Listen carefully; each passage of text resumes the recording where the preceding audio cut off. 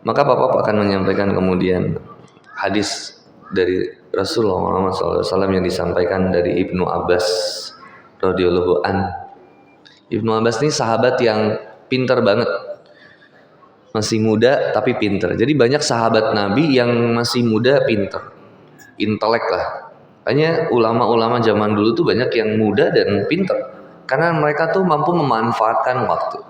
Maka Rasulullah Muhammad SAW itu sampai menyampaikan, min husni islami mar'i tarkuhu malayan. Di antara kebaikan seorang muslim itu dia tinggalin hal yang tidak bermanfaat dalam kehidupannya.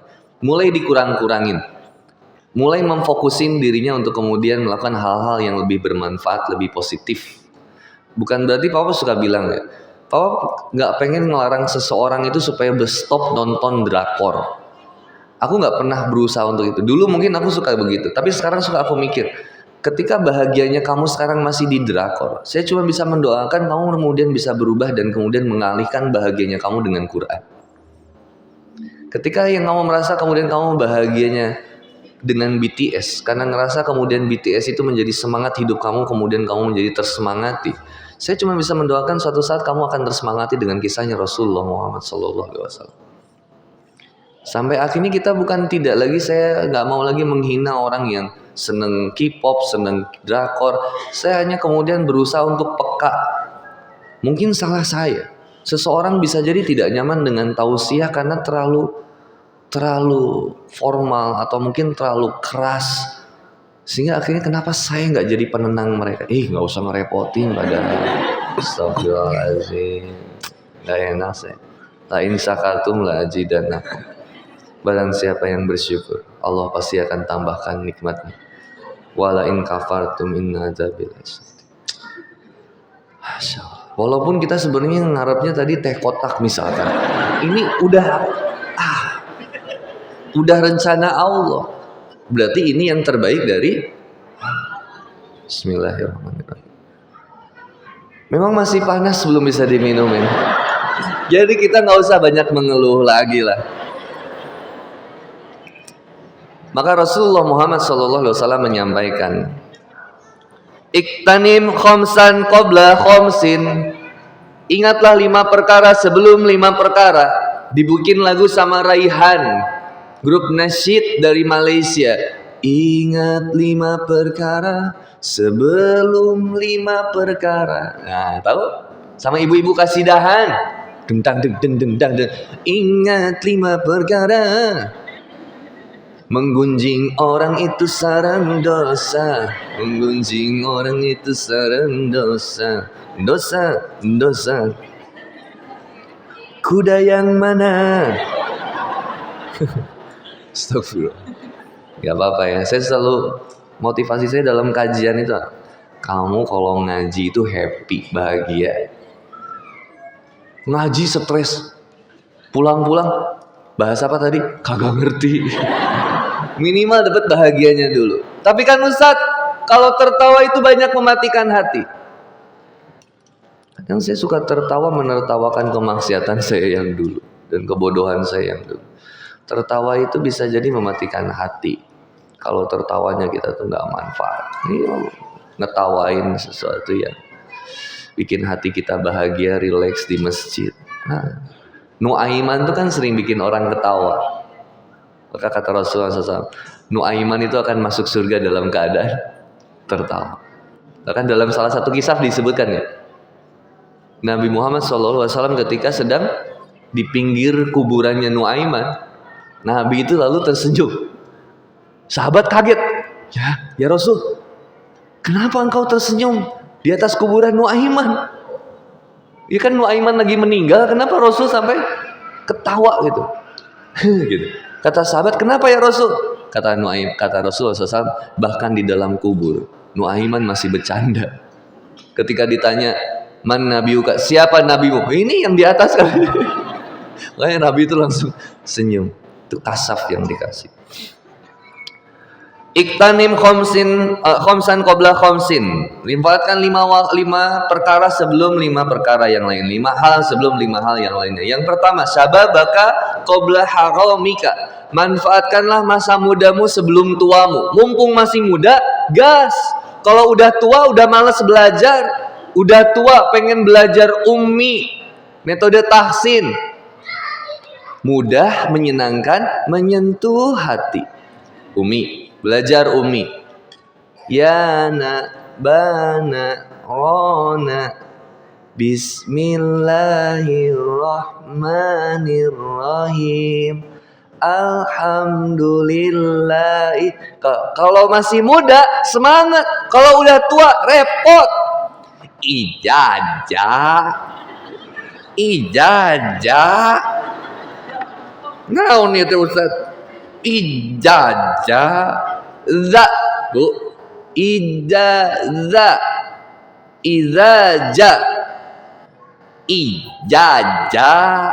Enggak ja semua, Bu. Za. Enggak ada giginya, Ustaz. Oh ya udah, harap maklum. Ijazah. Mau ke kajian repot, harus pakai tongkat. Repot, duduk lama, susah. Asam urat, kolesterol. Masih muda, gas. Naik motor.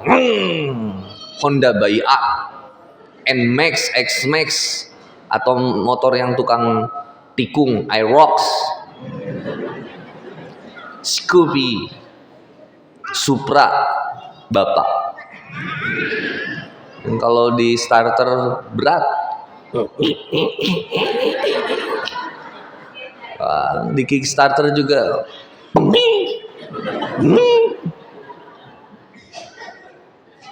yang speedometernya juga kecepatan di atas 80 km per jam, itu batoknya hampir lepas. Tapi aku ke masjid, mantap. Anak muda manfaatkan. Maka kemudian Profesor Dr. Yusuf Qaradawi, Allahu yarham, dia mengatakan anak muda itu seperti apa? Seperti matahari yang bersinar di jam 12 siang. Jemuran mana yang tidak kering?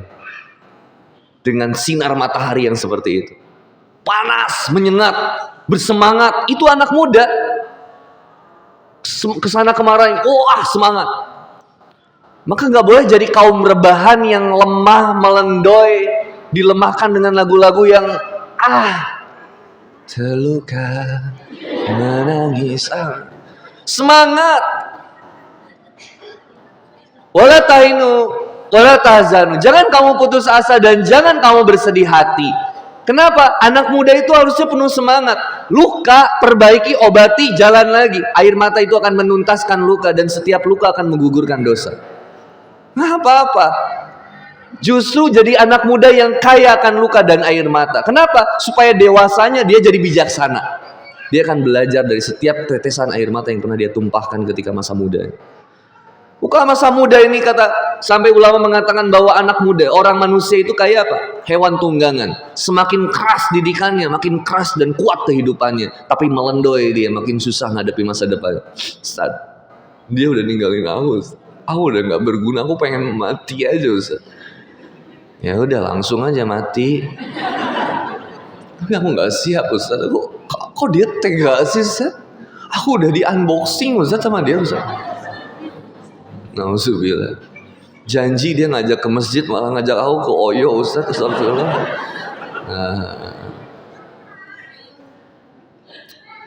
Maka kemudian ketika itu dia ngerasa paling hancur, rapuh. Ustaz, kok pengen mati aja lu, kalau udah gak berguna. Ya. Allah Subhanahu wa taala menyampaikan, ya ayyuhalladzina Qul ya ibadiyalladzina asrafu ala anfusihim la taqnatu mir rahmatillah. Wahai hamba-hambaku yang senantiasa melampaui batas. Yang harusnya kamu jangan zina, kamu malah zina. Yang harusnya kamu enggak maksiat, kamu malah maksiat. La taqnatu mir rahmatillah. Kata Allah, jangan berputus asa dari rahmatku. Tapi ya Allah, dosa aku kan banyak. Innallaha yaghfiru dzunuba jami'an. Sesungguhnya aku senantiasa mengampuni dosa kamu. Maka kemudian Rasulullah SAW menyampaikan, seandainya ada anak cucu Adam membawa dosa seisi bumi ke hadapan Allah, kemudian dia mengatakan, Allahumma gfirli dzanbi faghfir. Maka Allah malu untuk tidak mengampuni dosa. Maka Allah akan membawa ampunan sebesar apa yang dia bawa sekali. Dan kau akan menemukan bahwa Allah tidak akan pernah bosan mengampuni dosamu. Meskipun berulang kali kamu berusaha bermaksiat, tobat lagi. Dosa, bermaksiat, tobat lagi. Terus berulang kali. Kau akan menemukan bahwa Allah tidak akan pernah bosan mengampuni dosa kamu. Tapi justru kau akan menemukan dirimu yang bosan minta ampun kepada Allah Subhanahu wa taala. Selagi masih muda, gas. Ada teman-teman kita, Besti Kejora. Oh ya, Lesti. Selama ada sahabat, gas, bismillah, punya sahabat dalam ketaatan. Kata Imam Syafi'i rahimahullah, kalau punya teman yang senantiasa mengajak kepada ketaatan, genggam, jangan kemudian dia hilang dari hadapan. Meskipun dia bawel, cerewet, kadang nyebelin juga, kepoin hidup kita banget, tapi dia tuh menampar tapi buat sadar. Daripada teman kita yang membelai tapi buat lalai. Lalai tau gak? Yang suka terbang itu. Lalat kok belalang sih? Kamu lucu sih kasih buku ya. Siapa yang tadi bilang belalang? Oh, lalat, tadi udah bilang bener-bener. Bayangin, kalau punya teman yang soleh jangan dilepasin. Kenapa? Mudah melepaskannya, sulit mendapatkan. Nah, udah punya teman yang senantiasa memotivasi kita dalam ketaatan. Nice, bagus. Masa mudamu manfaatin dengan baik. Orang yang tawuran tuh nggak ada yang kakek-kakek kok. Yang tawuran itu ya anak muda. Coba kakek-kakek yang tawuran. Batu belum dilempar udah setruk. Encok. Petasan belum nyampe ke dia. Baru gitu udah mati jantung. Makanya yang tawuran anak muda, nggak ada guna banget. Ada begal nggak sih di Tangerang? Kesel banget lihat begal. Kalau ketemu begal balik lah. Sebel banget. Kalau ketemu begal langsung takbir, Allahu Akbar. Jihad ini. Kata Rasulullah Muhammad SAW, melawan begal untuk mempertahankan harta benda kita adalah jihad. Kakak kalau kesel sama begal, ayo dakwah anak muda aktif dalam kegiatan pemuda. Kalau sepakat anak muda itu kemudian membenci begal, warga sepakat, itu kita akan membenci nilai-nilai keburukan. Kebiasaan di kita Indonesia itu apa? Kesalahan itu dibiarkan sehingga terlihat benar. Dan kebenaran tidak dibiasakan sehingga seperti salah. Saya tuh mikir kenapa ya? Ini saya yang bodoh atau yang udah tahu misalkan lagi di jalan dia yang salah tapi dia ngerasa bener, aneh banget itu. Saya malas debat ya ketika udah tahu ini tuh nggak boleh lawan arah, dia lawan arah, saya marahin, Pak searah kali Pak, maaf Pak. Astagfirullahaladzim, ini Bapak nggak tahu saya, nggak punya Instagram, gue nggak pernah. Saya ya Allah apa ya nggak mikir ya orang tuh. Udah salah nyengor lagi. Kan saya saya ketemu sama begal kadang mikir Malik bin Dinar tuh sampai bisa ketemu perampok jadi tobat, coba bayangin. Karena diajak sholat perampoknya sama Malik bin Dinar. Seandainya kau ingin mendapatkan apa yang ada padaku, seandainya kau menginginkan sesuatu yang lebih baik daripada apa yang ada padaku, ambillah air wudhu dan sholatlah bersamaku. Perampoknya ikutan sholat. Coba nanti antum ketemu begal, seandainya kau ingin sesuatu yang lebih baik daripada apa yang ada padaku, mari kita ambil air wudhu dan sholat bersama. Sebelum ngomong itu udah dibilangin sama begalnya, bacot lu, wah, mati. Ada yang dibegal yang hopeless juga. Begitu dibegal, yang dibegalnya bilang gini, nggak usah gini caranya. Nih kuncinya, nih STNK-nya. Baik, jaga. Kalau ini rezeki silakan pakai. Nggak apa-apa. Rezeki saya sudah ditetapkan oleh Allah. Ambil aja. Hati-hati ya. Itu begal juga baper itu digituin. Kok gini sih? Nggak gini sih konsepnya. Jangan gini dong, kayak nggak ada perlawanan gitu. Sebegal-begalnya tukang begal, tetap begal pengen punya sahabat begalnya yang baik. Nggak ada tuh tukang begal yang kemudian nggak pengen punya teman yang baik. Coba tanya begal, kalau kamu pengen ngebegal seseorang, kamu cari sahabat begal yang kayak gimana? 1, tanggung jawab. 2, setia kawan. 3, siap bekerja di bawah tekanan. Itu semua sifat-sifat yang baik, fitrah manusia. Quran surat Ar-Rum ayat 30. Emang begitu fitrahnya. Maka kita juga begitu fitrahnya. Nggak ada orang yang pengen punya teman yang buruk, tetangga yang buruk.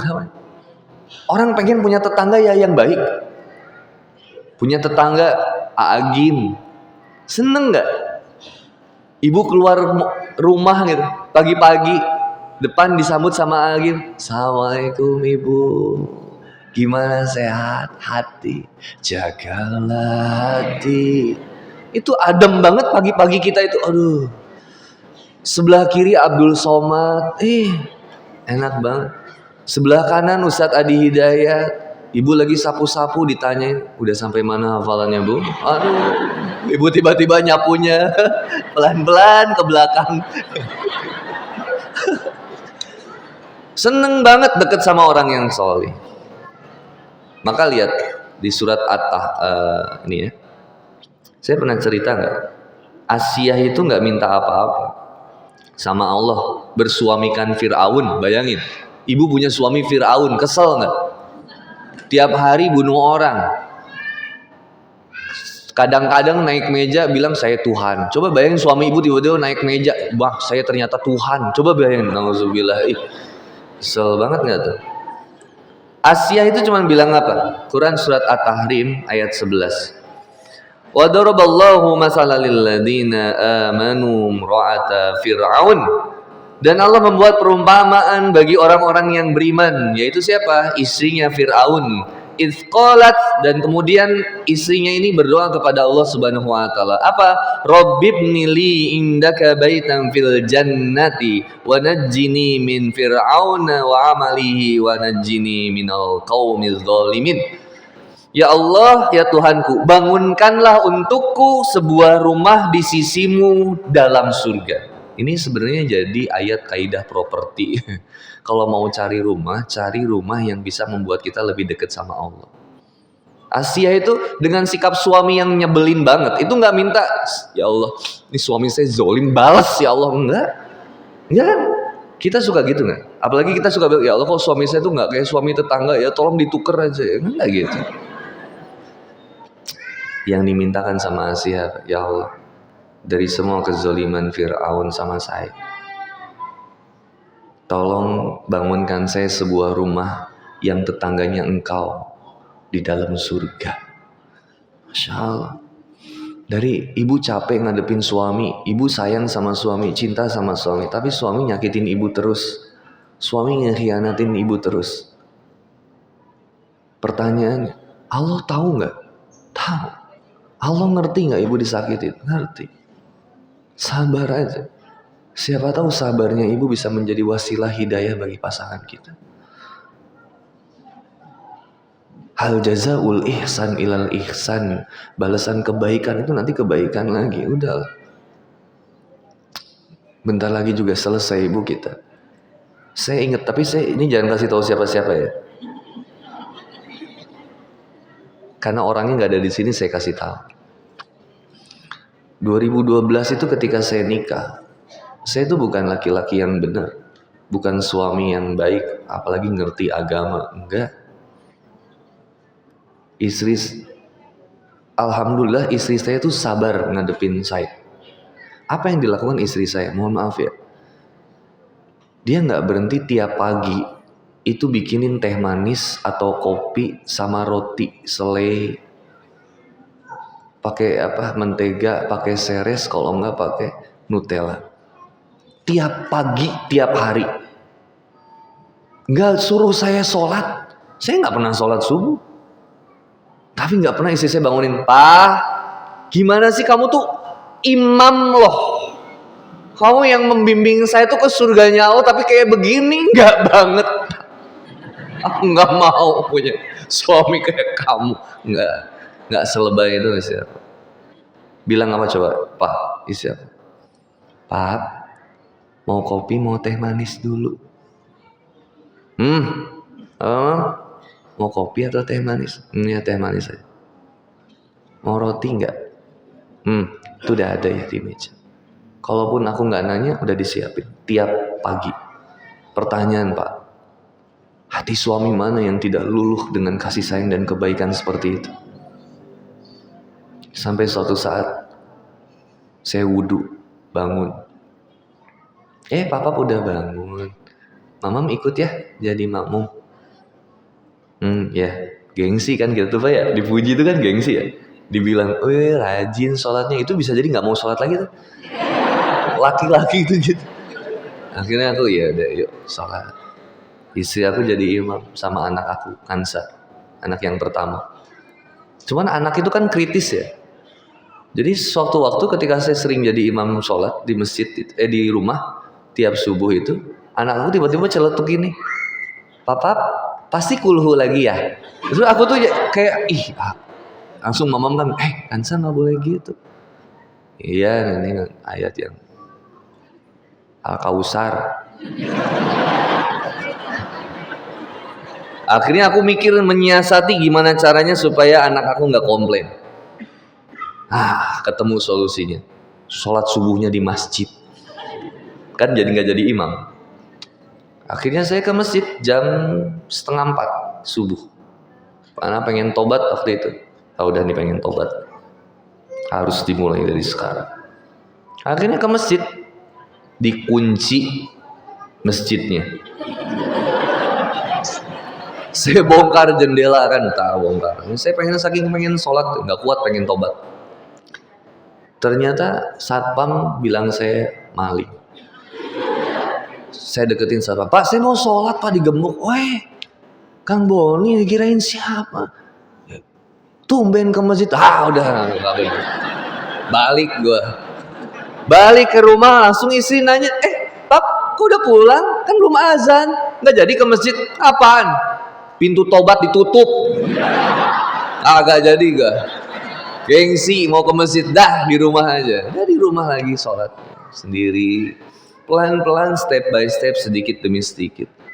Berubah dari sikap baiknya istri yang gak kenal lelah dan berhenti untuk terus menyayangi dan memberikan kebaikan kepada suami. Tanya aja istri aku lah. Kalau saya bilang berarti ya saya bukti gitu aja. Kalau ibu ngeliat, Kang Boni kok sekarang ini seneng banget. Bukan saya yang beruntung dapetin, bukan dia yang beruntung dapetin saya yang beruntung dapetin dia. Istri mana yang bisa sabar? Dia boleh banget itu menggugat cerai saya, KDRT-nya segala. Subhanallah, nauzubillah. Banyak keburukan yang sangat bisa menjadikan dia untuk menggugat cerai saya. Tapi dia cuma bilang, kan Allah punya rencana mempersatukan kita. Gimana kalau sebenarnya wasilah hidayahnya kamu itu dari aku? Sabarnya aku ngadepin kamu seperti bagaimana sabarnya Asia ngadepin Firaun. Oh, berarti gua Firaun? Ya nggak gitu, Pap. Ya ini mah misalkan. Iya, pikir-pikir ya juga sih. Maka mohon maaf, kita balik lagi ke tadi. Mumpung masa muda kita, manfaatkan dengan sebaik-baiknya untuk majelis ilmu. Makin banyak ilmu, makin banyak pengalaman, kita makin dewasa, makin bijaksana. Allahu a'lam bishawab. Sebelumnya kalau ada yang mau nanya silakan, nanti bisa ditulis atau mau angkat tangan juga boleh. Saya selesaikan hadisnya dulu.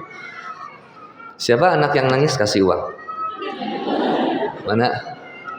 Mana yang nangisnya? Masya Allah, senang ya bisa nangis. Nih. Ini nggak apa-apa.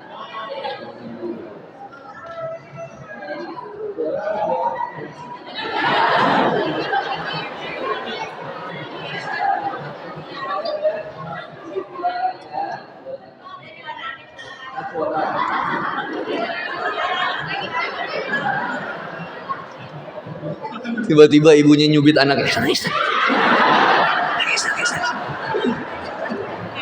Nggak apa-apa. Aku mah seneng ngelihat anak nangis itu. Jadi, Bobo alhamdulillah. Itu ada baby juga. Itu usia berapa tahun, Bu?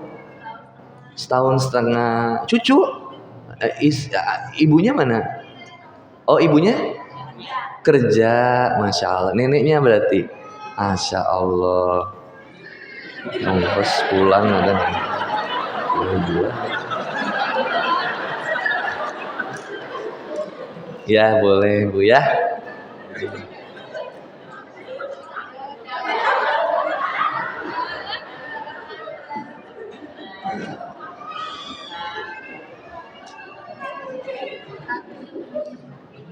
Tadi yang Bintaro bawa mobil kan ya, nebeng ya? Ustaz. Insya Allah repotin aja. Padahal nggak usah segitunya gitu, ya kan? Tapi kalau rezeki itu dari mana aja kan? Kita nggak usah ngarep-ngarep apa Kartika Sari Bolu, ada nggak usah. Insya Allah, ini bukti janji Allah ya. Handi Boni nggak minta teh kotak, tapi kalau Allah ngerasa itu butuhkan dihadirkan ya harus.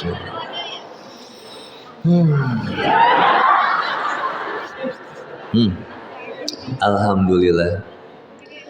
Aman ya, saya tuh seneng ya. Kenapa kalau ada anak nangis di masjid itu saya seneng? Karena pengorbanan perjuangan seorang ibu saking pengen belajar datang ke majlis bawa anak itu luar biasa. Jangan sampai ketika anaknya nangis terus kita yang dengan tatapan yang apa sih anaknya ribut beris.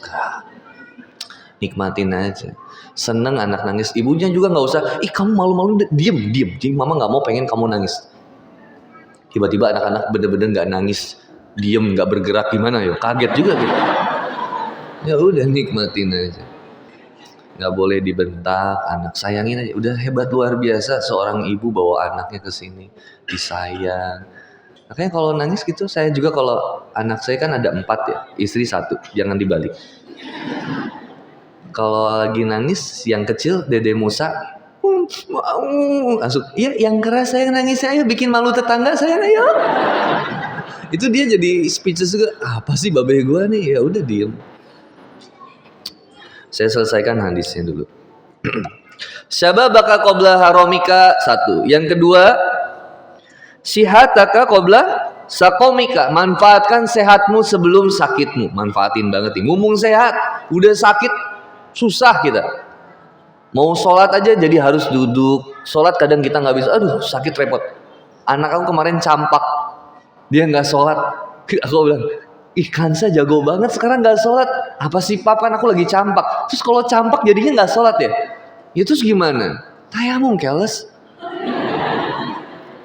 Emang kalau aku sakit aku tetap harus sholat. Hei Kansa, emang yang bikin kamu sehat sembuh tuh siapa? Papap, Allah. Terus gimana cara minta sama Allahnya supaya Allah janji, supaya Allah kemudian ngasih kamu kesehatan? Kamu janji nggak kan terlalu sering lihat TikTokan BTS-an gitu? Janji. Ya kalau janji bilangnya sama Allah, nanti Allah kasih sehatnya. Mau nggak? Mau. Gimana caranya? Sholat. Yaudah sholat. Aku tuh selalu ngedidik anak aku tuh kalau sholat itu bukan karena perintah saya. Saya mah nggak pernah bangunin subuh kan dah dia mau bangun mau nggak terserah. Tapi saya ajak dia bukan memaksakan dia untuk sholat, tapi saya memahamkan kenapa kamu harus sholat. Siapa yang udah ngasih kaki ke kamu supaya kamu bisa lari, berjalan? Siapa yang ngasih mata sama kamu supaya kamu bisa main Roblox, Minecraft? Siapa yang kemudian memberikan mulut sama kamu sehingga kamu bisa berbicara? Siapa? Allah Pak. Gimana cara bentuk terima kasih kamu sama Allah? Sholat. Kalau kamu nggak sholat, nanti Allah cabut kaki Kansa. Akhirnya dia sholat karena pengen berterima kasih sama Allah. Itu penanaman nilai tauhid dasar. Sekolah juga sama. Iya, rata-rata orang tua maksa anaknya sekolah. Jadi kayaknya kelihatannya orang tuanya yang pengen sekolah, bukan anaknya yang pengen sekolah. Coba ketika COVID, yang stres anaknya atau ibunya? Ibu lupa bahwa anak juga stres punya guru kayak ibu. Dua-duanya stres. Kayaknya saya nggak mau anak saya berangkat sekolah kalau pagi-pagi udah Kansa sarapan itu udah ada jemput dah. Kalau udah kayak gitu saya tarik tasnya, duduk, tasnya saya simpen, gak usah sekolah. Enggak, aku mau sekolah. Enggak, kamu sekolah tuh harusnya bahagia dan semangat. Kalau enggak usah. Papa nggak mau kamu melakukan sesuatu secara terpaksa, nggak usah, mending main game saja dulu. Bener pap? Iya, bener, main game. Paling istri aku yang rewel, pap sih jadi aja gituan, nggak apa-apa, supaya dia sadar gitu. Akhirnya dia main games, nggak sekolah. Sorenya aku masukin tas-tas dia, baju seragam dia, buku pelajaran dia ke travel bag. Terus Kansa nanya, pap, itu baju aku kan? Iya. Sama buku sekolah aku? Iya. Mau itu gimana konsepnya pap? Ini aku mau sekolahin anak tetangga. Kenapa pap? Kan Kansa nggak mau sekolah, main game terus aja, biar sukses di gamesnya. Kalau kurang nanti papa ganti sama handphone yang lebih bagus. Kansa bilang nggak mau, aku mau sekolah. Nggak, main games aja. Pengen sekolah, nggak usah. Kalau kepaksa nggak usah. Nggak mau, pengen sekolah. Sampai akhirnya dia sekolah karena emang benar-benar keinginan dia. Dan dia butuh itu. Subhanallah, saya cerita ini mohon maaf ya Bu, mudah-mudahan jadi motivasi. Suatu saat hari Kamis, itu dia bangun. Setelah kami bangun. Lalu kemudian dia bilang gini, Papap sama Mamam jahat. Tega, kenapa? Kata aku bilang, kenapa? Kenapa Papap sama Mamam gak bangunin aku tahajud? Terus aku gak jadi sahur. Ini kalau Allah marah gimana? Aku malu sama Allah. Allah udah kasih banyak nikmat sama Kansa. Ini jawaban dia.